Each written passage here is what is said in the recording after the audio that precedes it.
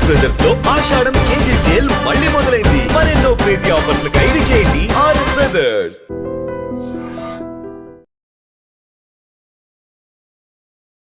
నమస్కారం, welcome to I dream. ధర్మ మార్గం విత్ విజిత కార్యక్రమానికి స్వాగతం.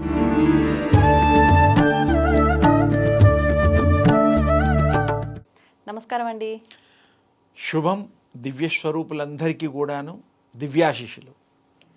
సాధారణంగా మనమందరం కూడా ఎవరికి నచ్చిన జీవితాన్ని వాళ్ళం గడుపుతూ ఉన్నాం, మానవులంతా కూడా. అసలు నిజమైన మానవ జీవితం అనేది ఏ రకంగా ఉండాలి? మనం నిత్యం ఎన్నెన్నో రకాల ఆలోచనలు, ఎన్నెన్నో రకాల నిర్ణయాలు తీసుకుంటూ ఉంటాం. నిజమైన ఒక మంచి ఖచ్చితమైన నిర్ణయం తీసుకోవాలి అని అంటే మానవుడు ఎలాంటి నిర్ణయాలు తీసుకోవాలి? ఈ అప్డేట్ లైఫ్లో, దైనందిక జీవితంలో ఇది చాలా అవసరము. తెలుసుకుంటే వాళ్ళు మంచి ప్లాన్ చేసుకోవడానికి వీలవుతుంది.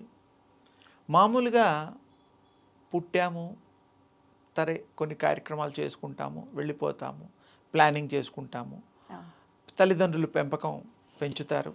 21 సంవత్సరం దాకా డిగ్రీ అలాంటివి ఏవి కావు. తర్వాత ఉద్యోగాల వేట, తర్వాత మ్యారేజు, ఇల్లు, ఇవన్నీ పెద్దవాళ్ళ సేవ 40 తర్వాత, ఇవన్నీ అందరికీ తెలిసినవే. కానీ మంచి నిర్ణయం తీసుకోవడంలో తనతో పాటు సమాజాన్ని హితం కూడా కోరచ్చు. నిర్ణయం ముఖ్యం. నిర్ణయం ఎలా తీసుకోవాలి అంటే, మనం ఏం చేస్తున్నాం, ఎందుకు వచ్చాం, ఎన్ని రోజులు ఉంటామో తెలియదు. అది తెలిస్తే కొంచెం బాగుండేదేమో, తెలుసుకోవడానికి కూడా వీలుంది.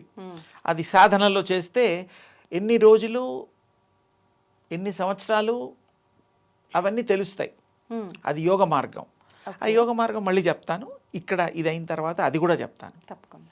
అయితే ఇక్కడ వాడికి ఇష్టమైనట్టుగా తల్లిదండ్రులు చదువుల దగ్గర నుంచి వాళ్ళకి ఇష్టమైనవి రుద్దుతూ ఉంటారు. నువ్వు ఇంజనీరుగా, డాక్టర్గా, యాక్టర్గా, ఏదో ఒకటి పాపం. కానీ పిల్లవాడిని అర్థం చేసుకొని పిల్లవాడికి ఏం కావాలో, అమ్మాయికి కానీ అబ్బాయికి కానీ, వాళ్ళ ఇంట్రెస్ట్ను కూడా మనం గ్రహించి అప్పుడు దానికి అనుసంధానంగా, అనుగుణంగా మనం పెంచి ఆ చదువులు చెప్పించిన నాడు వాళ్ళు ఉత్తీర్ణుడు తప్ప ఉత్తమ మనిషిగా మిగలడు. ఖచ్చితంగా వాడు అందులో అమ్మాయి ప్రయోజకుడు అయి తీరుతాడు. మీకు గోల్డ్ మెడల్ వాడు కాదు, మీకు ఇస్తాడు. ఎందుకంటే పిల్లల మంచి ఆ యొక్క ఉజ్వల భవిష్యత్తునే తల్లిదండ్రులు కోరతారు కాబట్టి. అందుకే కష్టమో నష్టమో అప్పో సొప్పో ఎంతో ఇదిగా ఈ పిల్లలకి మంచి మంచి స్కూల్స్లో, కాలేజీల్లో చదివిస్తుంటాం, మంచి బట్టలు ఇస్తాం, మంచి ట్యూషన్లు పెడతాం. ఎందుకు? వాళ్ళ ప్రయోజకులు అవ్వాలి. ఆ ప్రయోగత్వాన్ని మనం చూసి ఆనందపడాలి. ఆనందం పొందడానికి ఇదొక చిన్న మార్గం. తన కన్న పిల్లలు బాగుండాలి కదా.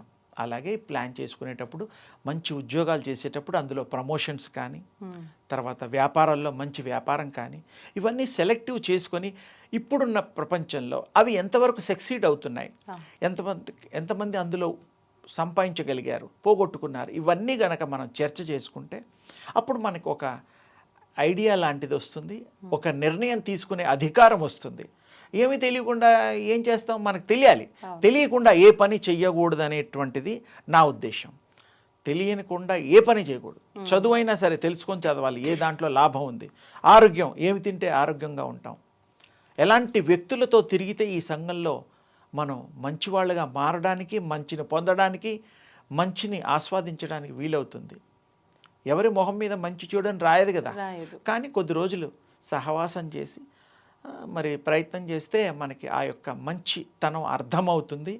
అద్దంలో మనం చూస్తున్న స్పష్టత వాళ్ళతో తిరిగినప్పుడు కలుగుతుంది. మీరు అన్నట్టుగా అంటే మొహం చూడగానే తెలియదు కదా అంటే కొంతమంది అంటూ ఉంటారు, మొహం చూడగానే వీడి క్యారెక్టర్ ఏంటనేది నేను పట్టేస్తాను అని చెప్పి. నిజంగా కూడా కొన్ని కొన్ని సందర్భాల్లో వీళ్ళు అసలు మంచి వాళ్ళ, కన్నింగ్ మెంటాలిటీనా ఏంది అనేది చూడగానే చెప్పేస్తుంటారు. అది ఎలా అంటారు? ఎలా? అది చాలా తేలిక. పూర్వజన్మ సుకృతం గనక ఉంటే, అది 6th సెన్స్ లాంటివి ఏదో వాడుతూ ఉంటాం పదాలు ఇంగ్లీష్లో, అది కొంతమందికి ఎక్కువగా ఉండొచ్చు. దాన్ని బట్టి కూడా మొహం చూడగానే వాడికి కొంత గ్రహించడానికి, గ్రాస్ప్ చేయడానికి అవకాశాలు ఉన్నాయి. కొట్టిపారాయలేము, తప్పకుండా ఉంది, ఆ కార్యక్రమాలు ఉన్నాయి. అందుకని ఏదైనా నిర్ణయం చాలా గొప్పది. మంచి నిర్ణయము మంచి ఇస్తుంది, మనకి ఆనందాన్ని ఇస్తుంది, ఐశ్వర్యాన్ని ఇస్తుంది. మరి ఆరోగ్యంతో పాటు తల్లిదండ్రుల్ని, సమాజాన్ని కూడా మనతో పాటు ప్రయాణం చేయడానికి వీలుగా మన నిర్ణయాలు ఆధారపడి ఉంటాయి. అవును. అందుకని మంచి నిర్ణయాలే మనకి పునాది. అవును. ఎలా అసలు అంటే ఎవరికి వాళ్ళు తీసుకునే నిర్ణయం మంచి నిర్ణయం అనే భావనలో అందుకనే మీకు ఉంటారు. ఇందాక ఎగ్జాంపుల్ చెప్పా, అవును. చదువు, మంచి చదువు, ఇప్పుడు ఉండే డిమాండ్ ఏది బాగుంది, ఓకే, అంటే ఏం చేస్తే నాకు ఉపయోగపడుతుంది అని చేసే ఆలోచించాలి. ఆలోచనే మంచి నిర్ణయం. మరి లేకపోతే ఇప్పుడు ఏదో గొప్ప చదువుతో ఉద్యోగం దొరకదు. ఎందుకు మరి? చదువు గొప్పదే. ఉమ్.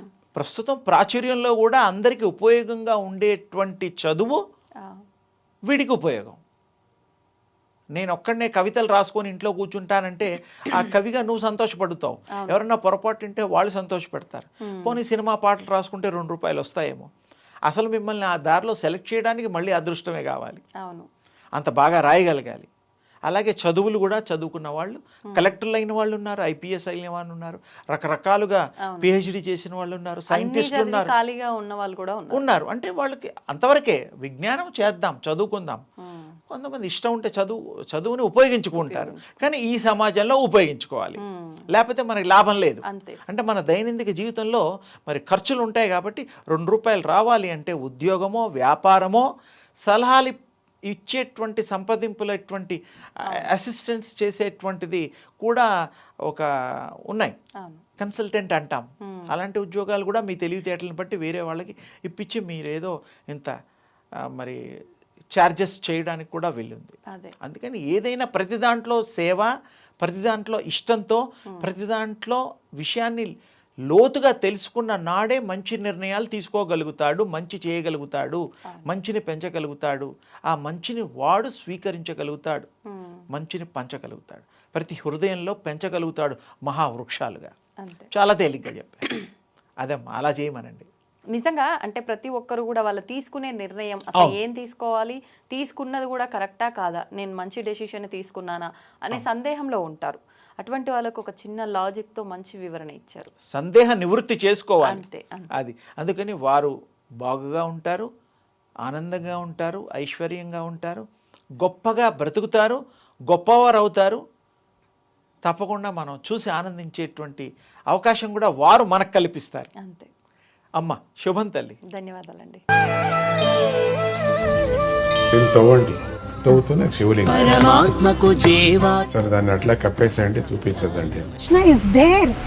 మూర్తి పూజ కాదు, సాక్షాత్ బ్రజేంద్ర నందన భగవాన్ ఉన్నారు మూర్తిలో. ఏమీ ఆశించకుండా ఆరాధించే వాళ్ళు కూడా ఉన్నారా ప్రభుజీ? నిజమైన భక్తి అంటే మనకు తెలియదు కాబట్టి